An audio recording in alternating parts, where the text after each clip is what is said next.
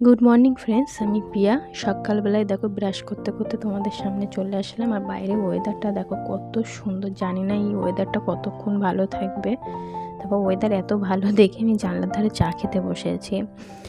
আর আজকে প্রথম আমি মিনি ব্লগটা করছি, জানি না কেমন হবে, তো দেখতে থাকো।